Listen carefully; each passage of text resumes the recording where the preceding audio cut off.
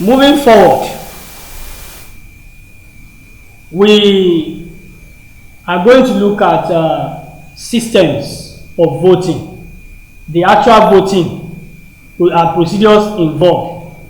In democracy, there are different systems of voting, and these are slightly different from one country to another anyway.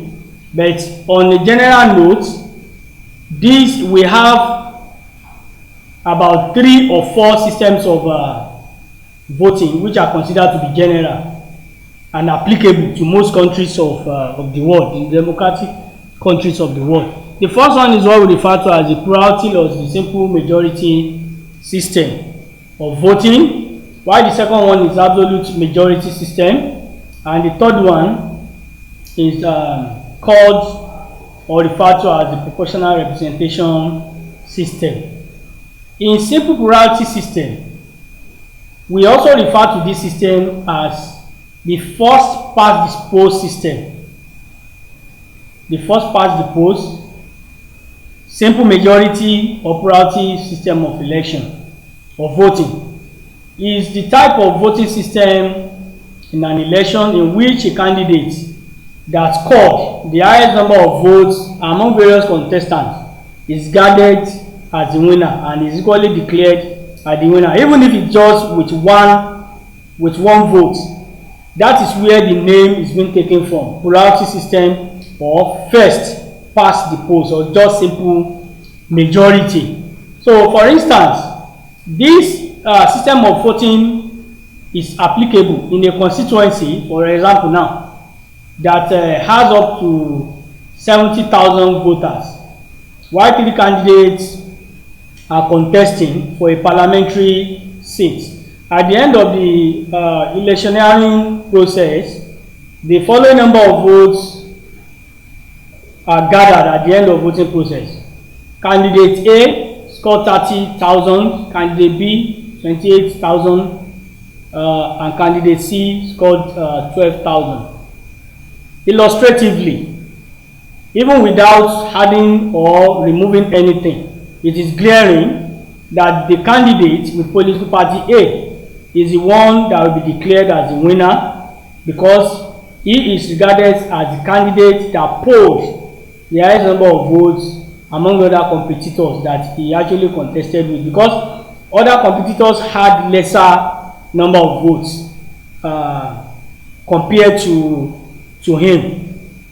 Then the second voting system, type of voting system, is what we refer to as the absolute majority system. This is quite different system of voting that requires a candidate to be declared winner.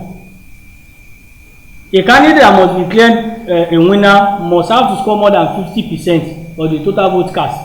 That is why we also refer to this system as 50+1 system of voting. That is, such a candidate must first of all poll half of all the total vote cast, then scoring another percentage before he or she could be declared as the winner. When we compare this with the plurality or simple majority system, it is glaring that the candidate declared as the winner under the plurality system wouldn't have been declared the winner if it were to be under absolute majority system, because considering the fact that 28,000 plus 12,000, addition of that is even more than 30,000. It means the candidate under simple majority system is not a popular candidate, because more than 30,000 or 40,000 voted against him. Is not a popular candidate. But as a result of the system adopted, that was what actually made him to have been declared as the winner of that election. But this is a far cry from what we have under absolute majority system, which requires a candidate to ensure that he polled half of the total vote cast and scoring another percentage in the remaining votes. So if the absolute majority system, like I've said, is adopted in the case of the above election analysis, the contestant wouldn't have been declared a winner due to number of votes cast against him. So it is clearly evident 28 plus 12 with more than 30,000. Nigeria as a country adopted this form of voting when it comes to the election of president and all the 36 state governors.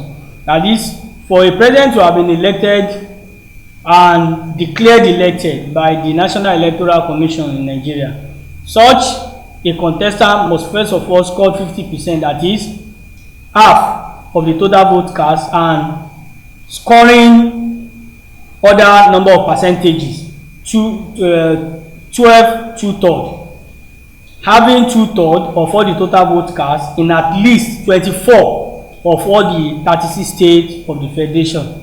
This is what we really refer to as absolute majority system. The same thing equally goes to all the governors of 36 states. A gubernatorial contestant must first of all score half or polled half of the total votes cast and scoring considerable percentage in the remaining number of votes. And after that, he also needs to satisfy the requirement of the law by polling 2/3 2/3 of the total vote cast in all at least 24 of all the local governments that exist in a particular country, in a particular local government. This actually depends on how many local governments that a particular state parades. Then the third system of election is what we refer to as the second ballot system. Is a system that is adopted when it is evident that no candidate has electoral capacity to score absolute majority number of votes. The other candidates with less than 10% of the total vote cast in the absolute majority system that has already been used beforehand, we have to withdraw from the race. While in the second ballot, one of the contestants that polled the highest number of votes, who invariably obtain the majority number of votes cast, is declared as the winner of that election. What I mean basically about this is that second ballot system of election gives room for two types of election to be conducted. The first one is the absolute majority system, while the second one is the second ballot system.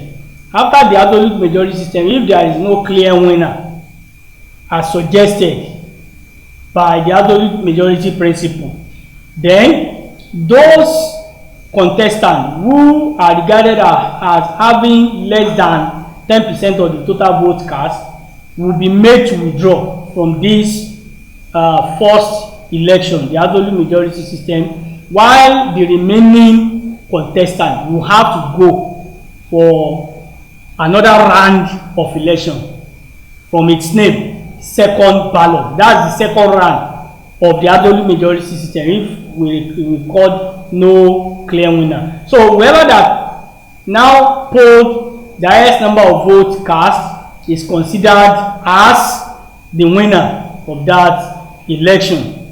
The fourth one is what we refer to as the proportional representation system of election.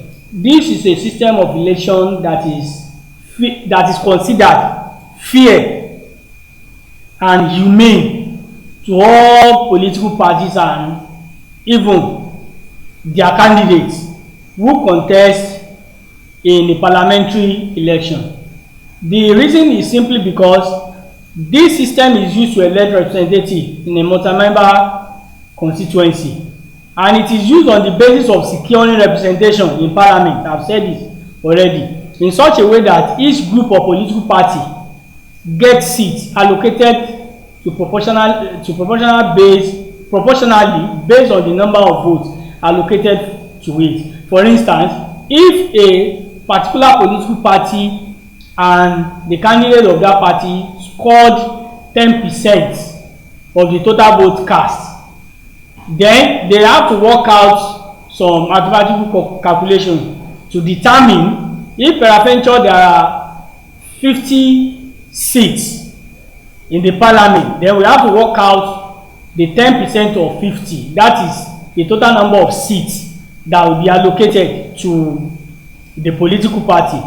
It also goes a long way to tell us that the more percentage of vote cast, the more the number of seats that will be allocated to a political party. That will be allocated to a political party. That is the concept of political representation. Then we also have what we call the electoral college. Electoral college simply means a system of voting or voting process in which a composition of electors are elected. That is, generally, the electorate in a country will vote for certain categories of people. These certain categories of people already voted for will now be the ones that will now constitute themselves to another round of electors that will now have the constitutional mandate of electing another set of political officers into different political bodies. Succinctly put, it is the body of directly elected representatives who come together. That is, the electorate must have directly elected them first.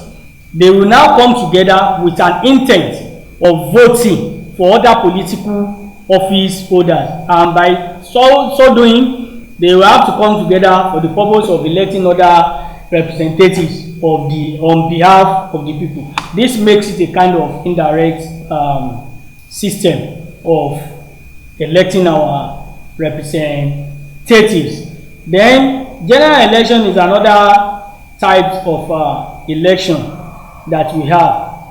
General election, like the name goes, is an election conducted on a wide scale, on a general level. The example is the case.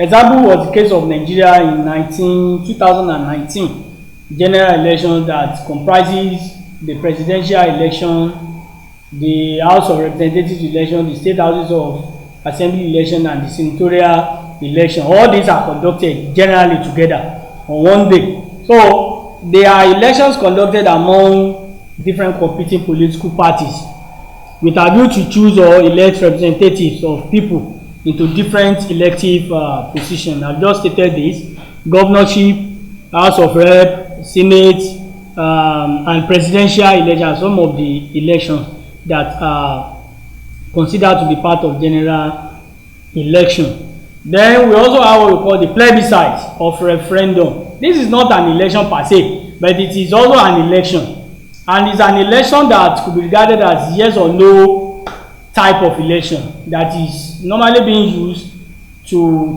decide issues of political order or other issues of national importance. When government wants to embark on a particular activity or want to initiate a particular policy, government may deem it fit to throw such a political question to the members of the populace, to the citizens first, to gauge their political temperature first, to determine which sides are they as far as such political question to be implemented or policy to be implemented is concerned. So the citizens will now be told or directed to go all out and vote on this particular issue. And if we have number of people that voted yes are more than those that voted no, then it means those that voted yes will have their way. It now depends on which side of the divided government of the country is. But if no is more than yes, it means then the action was suspended. An example, a prominent example of this was the Brexit votes, the British exit Europe that was conducted in Britain to determine whether the United Kingdom and its citizens would prefer living the European Union, which eventually turns out to be yes, because they had number of yes voters outmatching those that voted no. So it's a question, it's a national question that is normally being referred to the citizen in order to give government their own input and come out with their own decisions. Then we have by-election, BYE-election. This is an election conducted, is an election conducted after a particular election. We conduct this form of election with a view to fill the political vacuum that exists as a result of resignation. For instance, if a member of parliament resigns his seat, he resigns his seat from being member of parliament, then the seat cannot just remain vacant. It needs to be filled back. Then the process of looking for someone to fill it back is what we call by-election. So by-election can come up as a result of resignation, or even if a court, an election tribunal, nullifies the election of the occupant of that seat. Then run-off election is usually conducted. It's another type of election conducted to decide a winner of an election after the main election has fallen short of producing an outright winner through absolute majority system. This could also be likened to the second ballot system of election. So far so good. We've been able to take a critical look at election and electoral process, types of election, the electoral commission, electoral constituency, functions of electoral constituency, and the characteristics of electoral commission. Not only this, we've even taken a look at the systems of voting, such as proportional representation, the first past the post, or the simple plurality system, electoral college, general election, referendum, by-election, and other associated concepts. It is my belief, and I equally hope, that you have benefited maximally from this online interaction. Now, I will quickly like you to do a little exercise by taking some of these questions. 1.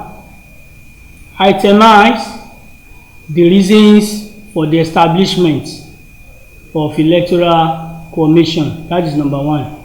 Itemize the reasons for the establishment of an electoral commission in a democratic country. Number 2. What are the characteristics of electoral college?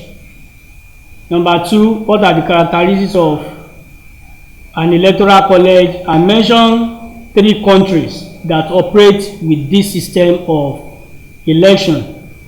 Why the third question is that you are required to explain 5 reasons, apart from the one that we have discussed in the course of this lecture. 5 reasons, apart from the one discussed in the course of this lecture, why elections should hold.